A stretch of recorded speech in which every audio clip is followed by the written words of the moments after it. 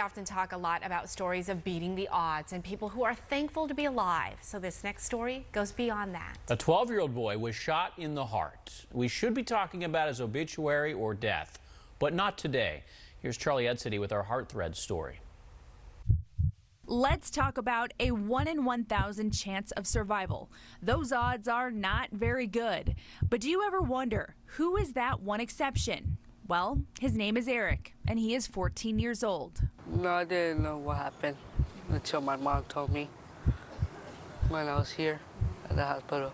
February 2016, Erik was just 12 when his uncle accidentally shot him in the chest. He was shot in his heart. Yeah, the lower edge or the lower aspect, it looks like the bullet grazed that portion of the heart. He had blood just gushing out from both ends of his waist, and my daughter was holding him on one side, and I was just squeezing him on this side. When firefighters arrived, Erik had no pulse and was not breathing. He was transported to Phoenix Children's Hospital. So I got in my car, drove down here pretty fast.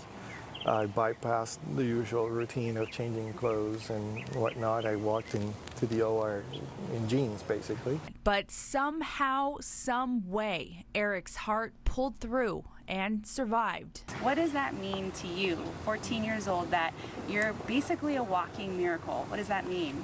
That it's cool to be alive and stuff.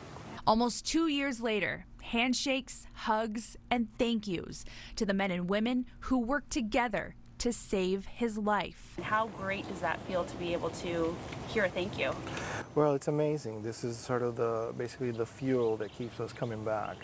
To be able to share this experience, to be able to see that, he recovered, to see him want to come and say hello. It's great. Charlie Edsity, 12 News.